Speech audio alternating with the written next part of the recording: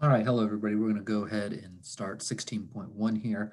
Again, I've worked out pretty much everything in here, so we're just going to kind of run through it. If you need extra time with something, just pause it to slow it down. So we're going to look at line integrals here uh, as we look through this kind of vector thing. So basically the idea here is as we move something through a field, there can be an extra third dimension, something in there that can have a difference. Kind of like if I had to slide a box from point A to point B over here along the floor, how much effort I have to put in is going to depend on what path I take. If I slide it just in a straight line like that, it's probably my least amount of work.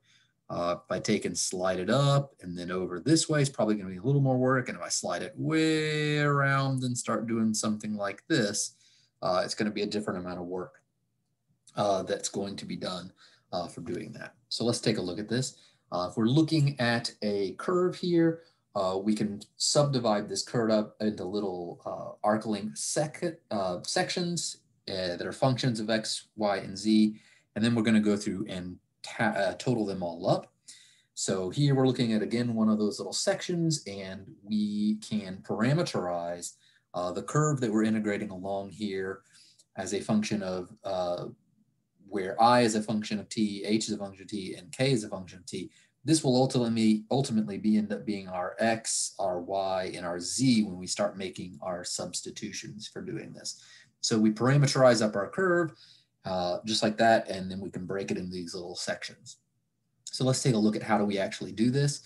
So if f is defined on a curve c given parametrically by that function there, then the line integral is simply this, where we go in, we are going to substitute in. So we're going to substitute g in for x, h in for y, k of t in for z.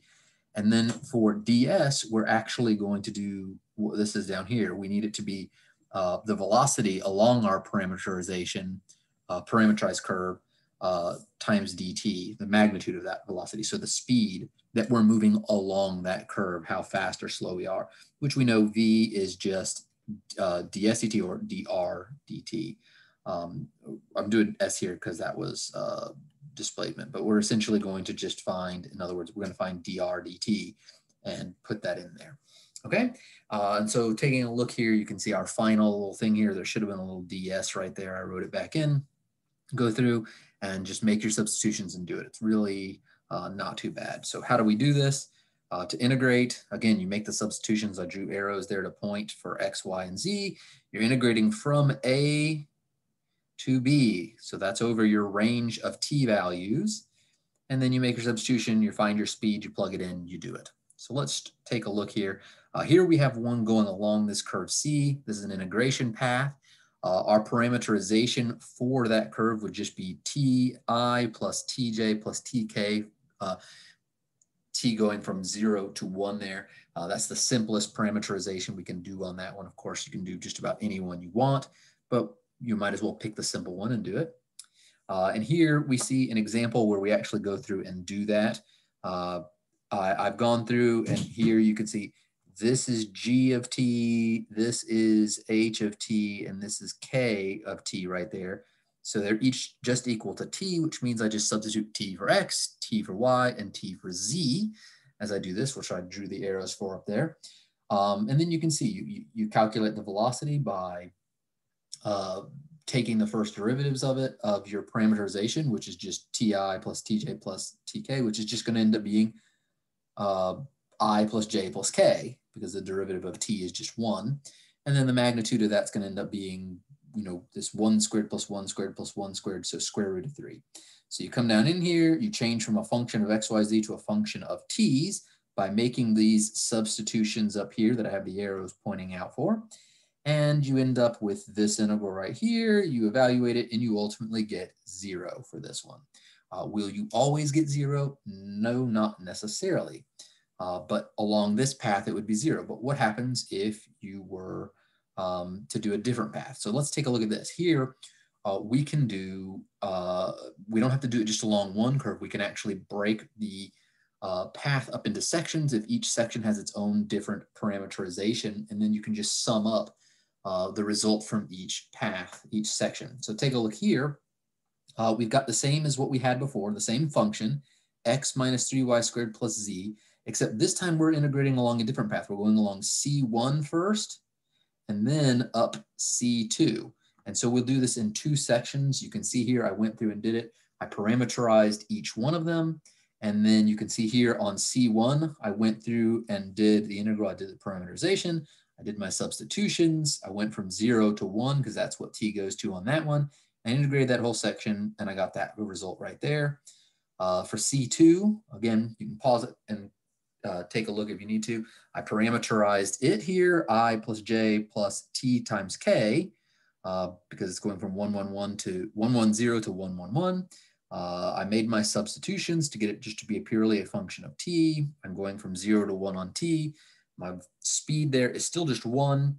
And I go through and, well, not still just 1. I guess it was 2 up here, wasn't it? But down here, it's just 1. And because it's just this, the derivative of this is 0. This would be a 0. This would be 0. And this would just be this tk would just be a 1. So the speed is 1 on that section. And you go through and you get this as your value. And then to find your overall total result, you just sum them together, right? Like that right there. Okay, and you can see that this result is different despite it being over the same equation and going from the same starting position to the same ending position. Because we took a different path, we ended up with a different result. Kind of like if we push the box, it doesn't matter along the floor, it doesn't matter if it's the same starting and ending position, the different paths can give you different results. So go ahead and pause this if you need to take time to look at that a little more. All right, here is another example. I want you to pause it here and try this one. Essentially, you have a line integral, right, of f of x, y, z equals 2xy plus the square root of z over the helix. So we're going around that surface of the helix. Oh, excuse me. With the parameterization, r of t equals cosine t plus sine t plus tk. And that's that little blue line you can see in my picture there. From 0 to pi. So we're just going like a half turn around. And then you're going to use that little trig identity right there at some point as you do this. So go ahead and pause it here and try this one. I recommend that you try this one. And when you're ready, hit continue and I'm going to switch to the next page. So, all right. Hopefully you are ready now. And here comes the next page where you can see it worked out. You know, I tried to do it in as much detail as I could here. I started with the parameterization. I found the speed by taking the derivative of it.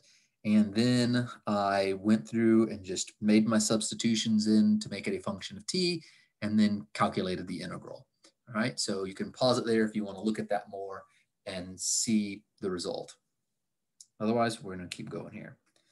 All right, here you can see a little table that's added in here for calculating the center of mass is really what I'm interested in because I'm going to show you an application of using this.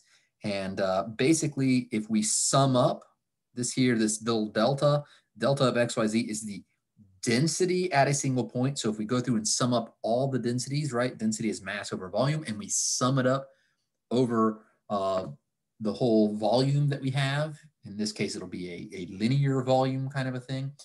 Then we get the total mass. So we have like a linear density rather than a volume density. So it's like mass per unit length here we're talking.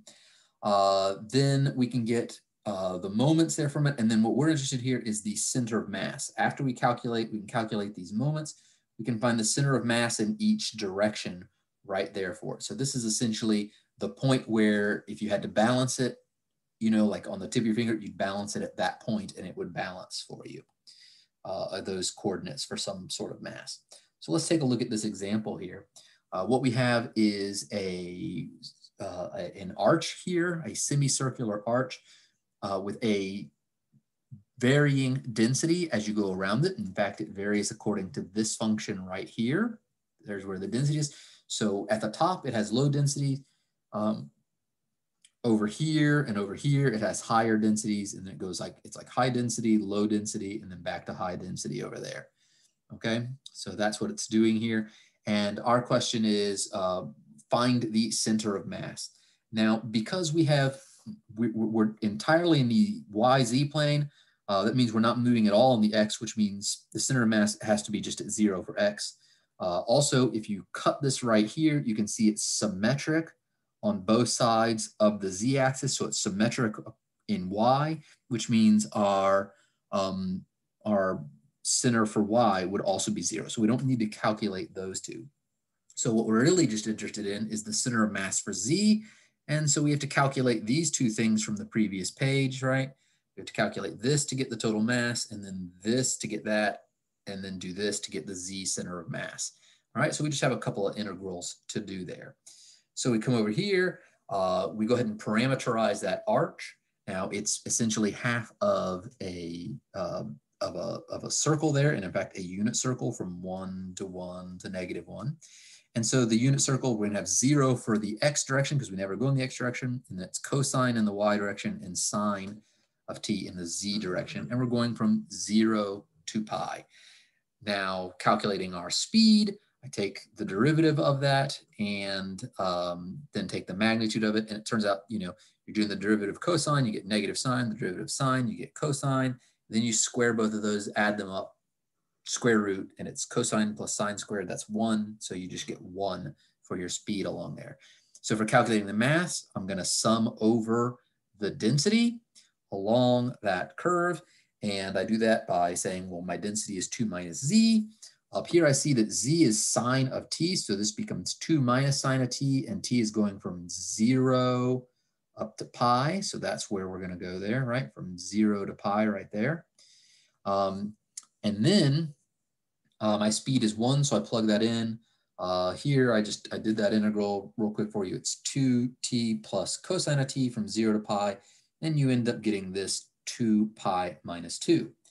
After that, I need to do my moment for find this. So mxy, it's the same integral, but we have this extra z added in. So the same sort of thing, it becomes, instead of 2 minus z, it's z times 2 minus z, which would be 2z, right? Which is 2z minus z squared. And so I made my substitution again for z being sine, and it became 2 sine t minus sine squared t. And again, the speed is 1. I didn't show all of this integral, but you can go through and do it. You end up getting 8 minus pi over 2. You should be able to take that integral. I'm going to leave it for you to try. And then ultimately, the center of mass for my z is mxy over m. So it's the 8 minus, it's this 8 minus pi over 2 divided by this 2 pi minus 2. And you get 8 minus pi over 4 pi minus 4. And so our center of mass is located at the point 0 in x, 0 in y, and then 8 minus pi over 4 pi minus 4 in the z direction. Here is just a couple of paths you can do if you go into the book and look at questions 15 and 16 at the end of the chapter. The picture's there in the book too, so you can look at there, but they're just different paths that you can take along through there, going through these paths. And so you'd parameterize this one and integrate along it, and parameterize that one and integrate along it. Some parameterization is a little trickier than others, and some really not so much, okay? And I think that almost the end here. One of the ways you can think about this, if you wanted to think about our line being two-dimensional, our third dimension could be height. And if that is the case, then essentially this line integral is telling us the area underneath that line, underneath that height, okay? That's a physical interpretation of it, if you want to think of it that way. And I think that's the end of this one. Yep. All right, so that's it for 16.1. Again, go back, watch it, and make sure you get it all down. So thanks for listening.